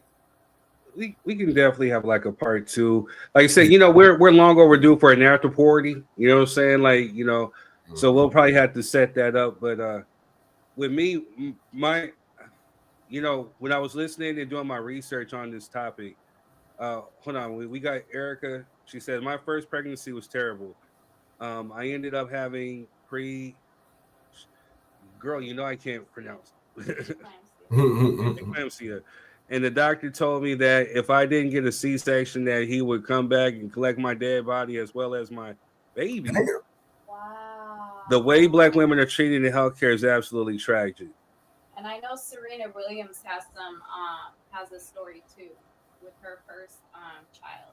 So it's not just us regular folks, it's the celebrities right. too, My experience, me personally, of course, I'm not doing any childbirth or anything, but I want to definitely one day probably reach out to her and get her on here. But my ex-wife, when we were together, we weren't actually married just yet, but she wound up pregnant, and she had to go to the hospital due to some complications in her pregnancy.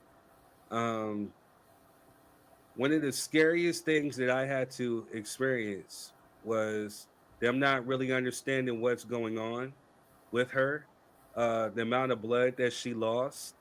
Also, too, it came down to a point to where they were saying like, we're gonna have to make a decision. It's gonna either be between her. Do we save her or do we save the baby? And that was one of the most scariest things in my life. And truthfully, at that time, we weren't necessarily married just yet. We were engaged. But because of the rights that are afforded to married people, I wasn't able to receive those because we weren't technically married, even though we were living together, even though she's pregnant with my baby. Um, so faced with that reality, I felt like we weren't necessarily getting the type of care that we needed. Um, we were literally praying and just hoping to God, and watching her make the ultimate sacrifice. She told them, like, look, if it's between me or my son, you save my son. It was one of the hardest things I had to go through in my life, the darkest 2 weeks of my life. Years later, this last year or so, we finally, especially going through grief, she told me that she wound up having another baby. So shout out to her. But this pregnancy was different because they said that she was a high risk. But this baby, what went on with our baby was that she had a weak cervix. And so during this time, her OBGYN, however you say it, wasn't really necessarily giving her that care, giving her option. The doctor that she went to, her new doctor, was told her that, all we have to do is either sew up her cervix or get something to make sure she carried her baby the full term. We lost ours at 22 weeks? You know what I'm saying? So, yeah, I feel like they didn't do as much as they could have to save our son. They weren't really didn't really seem like they cared about her per se, even as a Black woman laying there.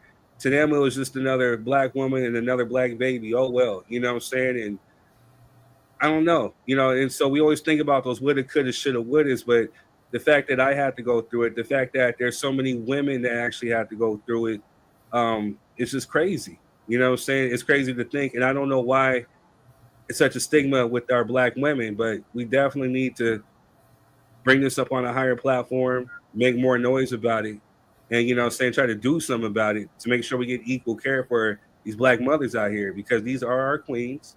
They're carrying our princes and princesses, and I definitely think that we need to do more. Yes, I like how she brought that up because it made me think of something.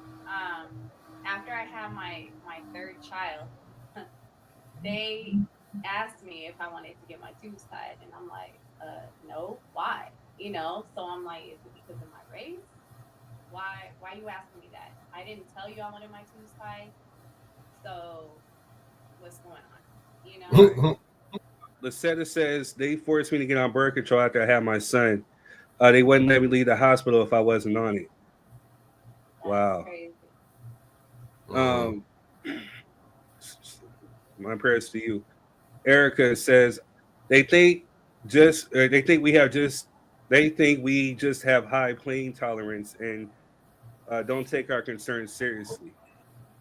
Mm-hmm.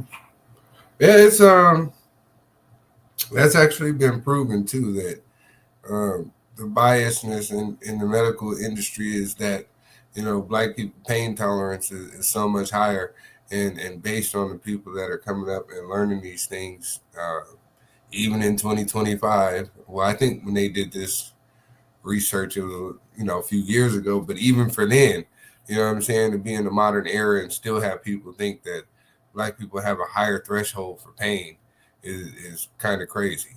You know what I'm saying? Especially women.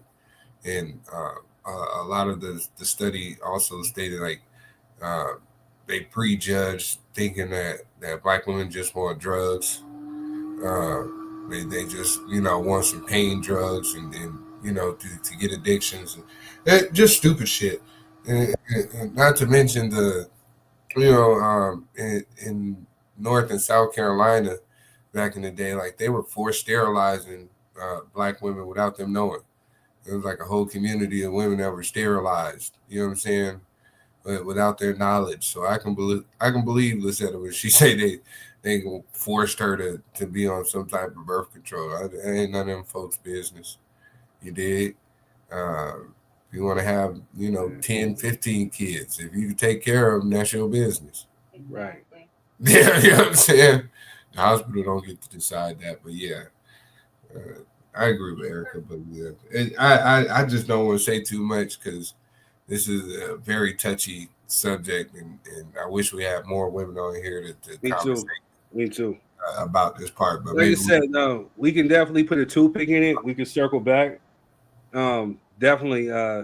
Saying Lucetta, I want to hear your story. Eric, I want to hear your story.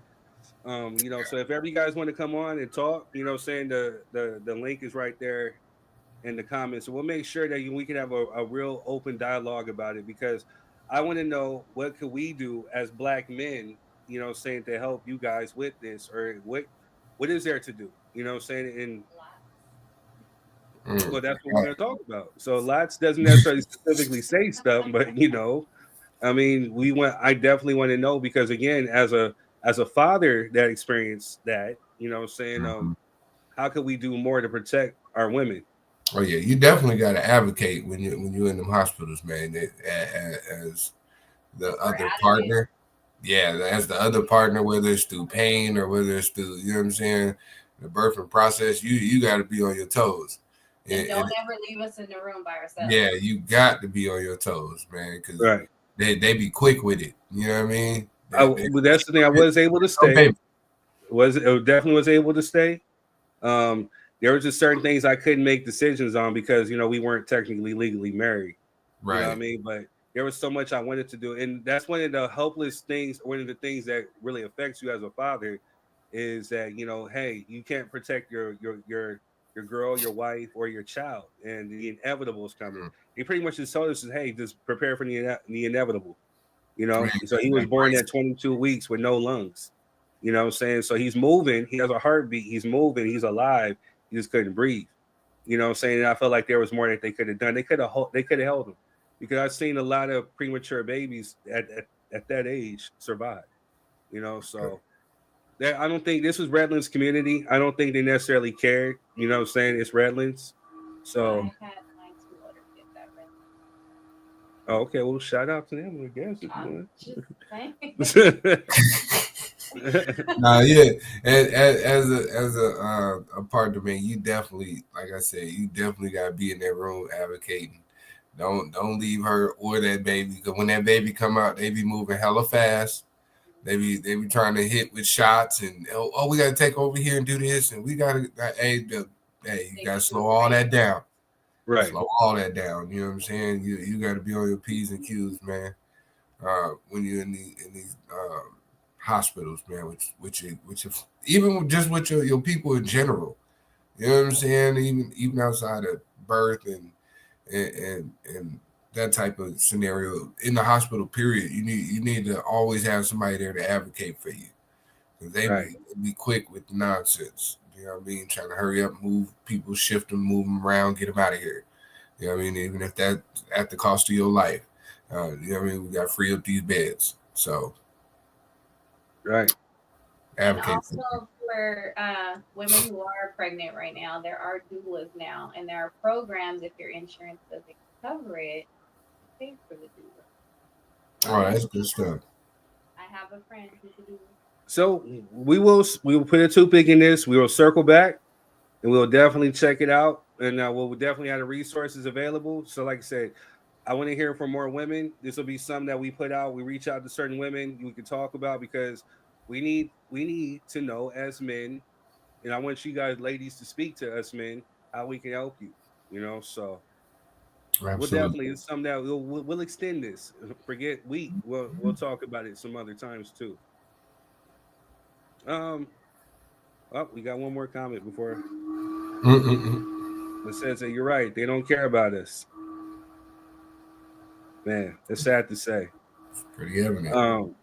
So another thing is this is actually MC Toes Melvin. This is one of his topics that he put out. I wish he's here so he can talk more about it, you know what I'm saying, and drive it and narrate it. But you know, it was a good clip. It's something I don't think that we talk about enough, you know what I'm saying, if we're talking about mental health, just a period. You know what I'm saying? Matt Barnes, you know, recently made headlines, you know, with the breakup of him and his, I think, fiance or baby moms. You know, due to, we don't know what's been going on, you know what I'm saying? But he owned up to his stuff and he came out. So here goes a clip, but it's a powerful clip. And we're going to talk about, you know, crying, showing emotions, and healing. What we need to do to heal. I literally just lost my family through being what you talked about, like I was the strong provider. I wasn't there emotionally. I wasn't empathetic.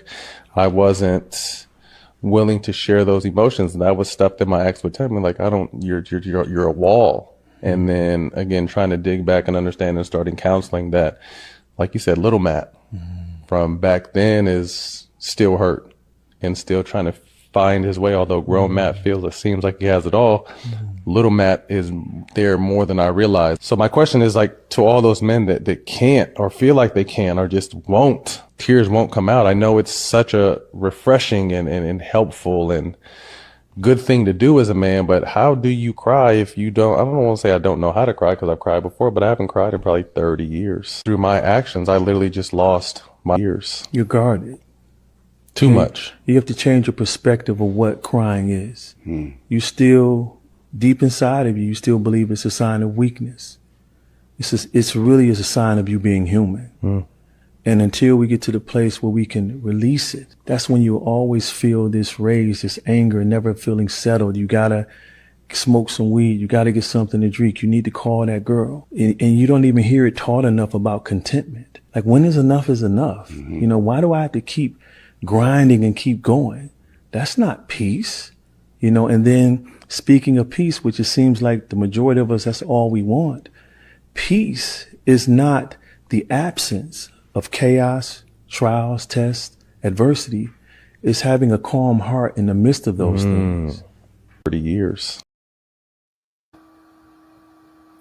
Right. Great clip.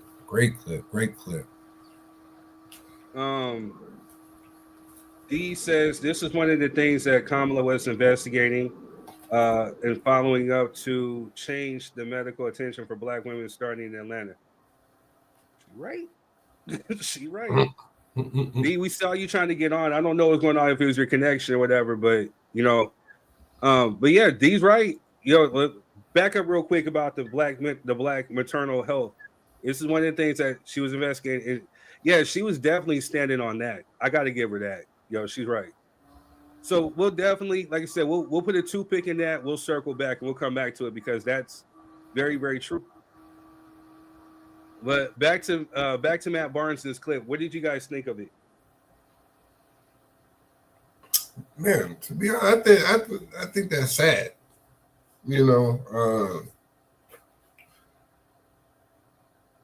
not have cried in 30 years and to be able to say that openly is crazy to me. All right, like you ain't ran across nothing in 30 years that made you show any kind of emotion. It is, kind of scary, and I could see how that could ruin a relationship. Because if you can't cry, like he said, you're not going to be emotionally available for anybody else in the same capacity. Because I would like to think that your empathy receptor is off. You know what I mean? Shoot, I ain't gonna hold you. I didn't watch some stuff with Denisha. I didn't shed a tear. Like, oh dang, that was fucked up. You know what I'm saying? Like, but it's because you have some semblance of empathy, and I mean, for a lot of men, I wouldn't say we have it to that degree where we ain't gonna cry for 30 years, but we are very guarded and reserved, and you know what I'm saying. Crying is, even though I don't do it very, very often or outwardly, it's still looked at as somewhat some kind of weakness. I do it in protected spaces, so I guess I can fall into that category too, because I ain't gonna be on here crying with y'all. Me But too. You know what I'm saying? I mean, truthfully, I'm guilty. I'm hugely guilty of it. That was part of the problem with my relationship why it didn't work, before, was because I didn't show emotion. I was being told I wasn't showing emotion enough. I was emotionless because I would cry, but I would cry more so in the shower. So I never let somebody, a woman, see me cry because I was kind of conditioned that way to a certain extent. And again, and I don't want this to be like a knock on single mothers or whatever, but single moms definitely do the best that they can to raise us. They raise us into the ideal of what we need to be as men. Whether it's something that they've seen a brother, uncle, a father of theirs, whatever. Yes, they try to definitely season and give us those ingredients. But sometimes it's not necessarily your teaching, because I was taught wrong. Like I was taught like, hey, don't cry in front of this woman because you don't want to mess up her mental. Or, or other folks would tell me, hey, don't cry because it's a shut. But then my own personal stuff, it's hard for me to be vulnerable. So I understand what he's talking about. I've heard that about men from back in the past, like, old school men, like their whole thing was to just be there to essentially provide. They weren't there to give no emotional support to their wives, their children. They just knew okay, I gotta go to work. I gotta go bring home the finances to take care and put food on the table, put clothes on the back, whatever. And then they kept their head down and they kept going. I seen my grandfather do it. Like I didn't see him cry, but I seen him drink. Seen him drink his sorrows away.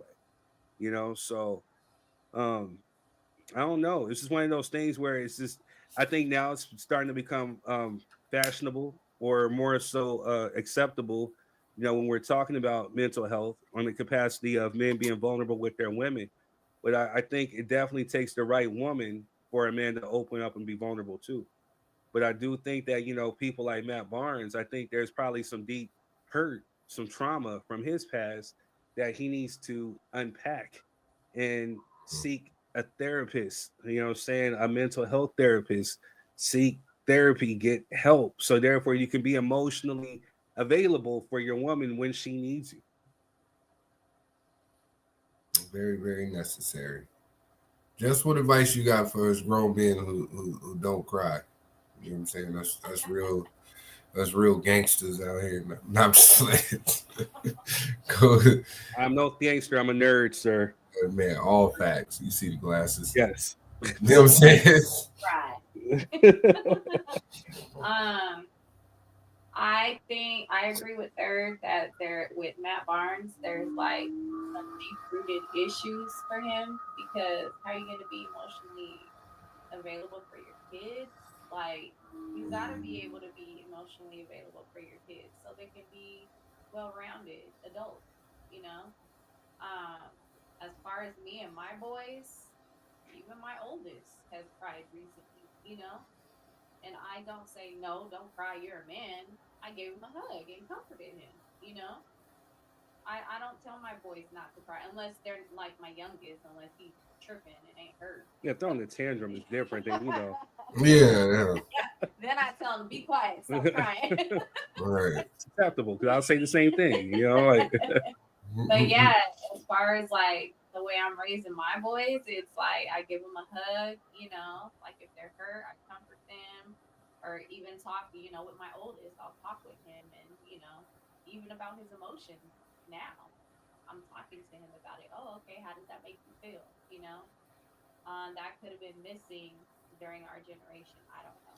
Oh, that shit was definitely missing. It's, you know, so for the world out there, my third word, honestly, earlier was transparency. You know, I, Edward, third degree, you know what I'm saying, still need help with the emotional availability.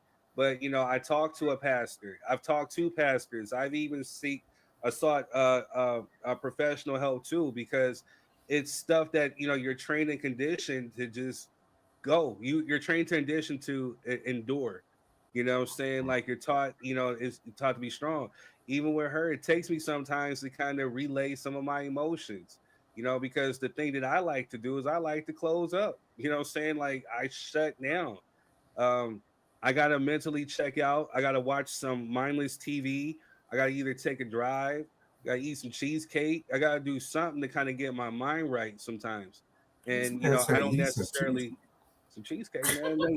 Cheesecake a day make the stress go away, baby. You know what I'm saying? But you know, there's certain, you know, another outlet for me, truthfully, you know, saying was music. You know, I just came across a song the other day that I'm gonna release, re-release, that was called Broken Home. You know what I'm saying? And I talked about certain things that I've gone through my childhood. I made a song talking about, you know, my son, dedicated to my son. I made a song even called Better Men. And truthfully, you know, my advice to men out there is to find a nice positive outlet, whether it be basketball, whether it be arts, whether it be poetry, whether it be music, whether it be cooking, whether it be, you know, even just talking with your woman. If you have a woman that seriously has your back and is going to rub your back and say, baby, it's going to be okay, you know, pour out into her, you know what I'm saying? Because she's there to be that support, you know what I'm saying? Like lean into your woman. You know, church is a nice place, you know what I'm saying, to release, you know, especially something positive. Because if you're holding it in and you're bottling up, you're going to release it in so many different negative ways. Like if your spouse leaves her slippers out, so and you see it, and it's one day you just trip. Oh man, why are the slippers out? Da, da, da. That's not you necessarily tripping about the slippers. That's you, whatever it is that you're dealing with internally, you're keeping it bottled up, that you're releasing and you're dishing on to somebody who's close to you.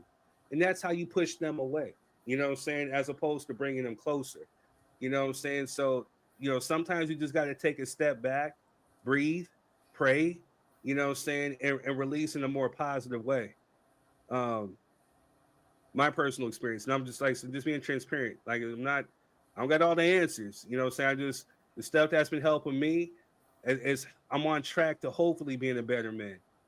Um, Erica says, question for y'all. Do you think women contribute to making men feel like they can't express themselves? Certain women, not all. Definitely not all, but some. I would like to give some advice to women. I would say be patient with them. Don't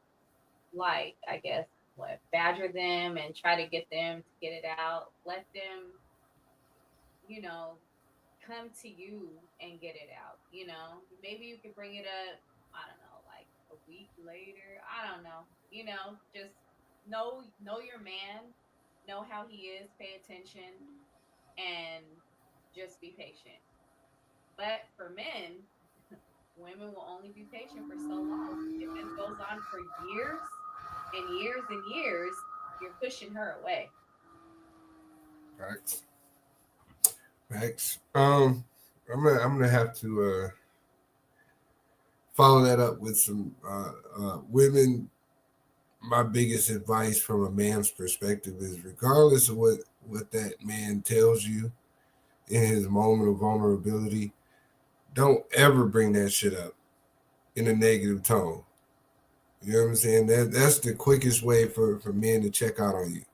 Is for them to be vulnerable with you about something, even though it may seem minor to you. But if you ever bring it up in terms of an argument, or try to throw it in their face to be funny type shit, that's the quickest way to destroy that. I don't think a lot of women contribute to men that not being able to express themselves, but I think when it does happen, it's very monumental to men. You know what I'm saying? We look to women to nurture us. So for the women who do contribute to that, it's very devastating activity. I will say that. But great question. Yeah, that was a great question, Erica. Really, really, really great. I think third. I even as much. This is it's a heavy topic, but my advice to men, going back to men, definitely, if you got a woman who gives you that support, emotionally pour into her, lift her up, be there for her. Don't just not just her being there for you. You be there for her too, because women go through a lot. Saying sometimes, whether you like it or not, you got to hear it. Whether you're tired, you got to hear it. Just got to let them talk. Let them express to you. And sometimes you got to be quick not to react. Like Jess says, it's patience. Definitely patience. But like I said, the only thing I can just stress is just, you don't have to go through it alone. Especially if you got a good woman who's a support system, lean into her. Find yourself a good pastor. Surround yourself, again, keep your circle cool. You got like an accountability, brother. I got brothers who hold me accountable. When I F up, they were like, yo, third, you could have did this different. And they don't just tell me the ish that I want to hear. They tell me what I need to hear. And I think that we definitely need to keep that close too. So the people that you got around you, your circle, keep and hold them close. Hold each other accountable. Love important to each other. Steel sharpens steel. So definitely, read books, pray, meditate, but release in a positive way, contribute something positive to society and not negative, no toxic masculinity, no over aggression, I agree with you, man. All men need a circle of individuals where they can release comfortably. You know what I mean? And like you said, with men that are able to hold them accountable, right? To tell them the truth about their situations. Like, nah, you fucked that one up, boss. You know what I'm saying? You screwed the pooch on that one, man. You might want to go fix that. Like, not those, yes, man, well, we all pimps out here, you know what I'm saying? But it's all said and done. Yeah. Like, hey, man, nah, get away from them. You know what I'm saying? And you're going to be lonely at 45, boy, then still at the club. I got two homies, I'll put them on blast. I got a Quez and I got Certified that tell me to take my black ass home. Every time. Go love your queen. Go love your queen. Take your black ass home. Every time, man. But that's because I got brothers that do that to me. You know what exactly. I'm saying? They wouldn't let me slide with it. Like, hey, bro, what you out here doing, man? The queen ain't finna kill both of us. You might want to take your ass home. You know what I'm saying? Like, that's just how they would address it. You know what I'm saying? So, I just passed that on down from the tutelage I sit under. You know what I mean? When all else fails, take your black ass home. You know I tell the younger dudes I encounter, man, just take yourself home. Oh man, hey, go ass home. Get some therapy. Take your butt home. Love your woman. Love your woman. Go rub her feet. Talk to your woman. You know what I'm saying? Go rub her feet. Go rub her back. Go rub her belly. Make her something good to eat. Watch what you do. You know what I'm saying? So, you know, I mean, I tell the younger cats because if I could have a talk with younger self, you know what I'm saying? There's a lot of stuff I would have done different. So the younger self that I see is the younger cats that I come across. I don't even like to think of myself as an old head, but you know, I didn't been on this earth for some years. Yeah, man, it's all right, Uncle Third. You know what I'm saying? We got you, Unc. He older than me. That's how I know. Hey, somebody hit me with it. January. Somebody hit me with the shit. So all right, Unc. I said, hey, hold the fuck up now. Hey, you know, wait. We're not doing none of that. I ain't that old yet. Nah. Right, not yet. Nah, all right, y'all. That's a blessing. You know what I'm saying? Yeah, it is. It is definitely a blessing, man. So I'm gonna rock with it with my old ass. And so are you, Uncle Third. Some little guy just adding her. Can I call you Daddy Third? Yeah, sure. Yeah. Her little son, and he's cool. He's adorable. You know. Erica Berry says, before we go, she says it's such an important discussion, especially in this new age of Manosphere and Andrew Tate's. Yo, funk them. And you can put this on record. You know what I'm saying? I don't mean to be biased over here, but funk Andrew Tate. You know what I'm saying? Well, red pill, blue pill. The only red stuff that we know is Bloods and Crips. Yeah, whatever. Cynthia says, Lil J. Yeah. That's my little dude. He want to do everything I do, from putting on deodorant and trying to take a bite of my food, come lay down on me all the time, waking me up. It's my little homie, you know. So hey, that's what it is, though. He knows to let mama sleep in. That part. He come put his head right on mine, just whoo.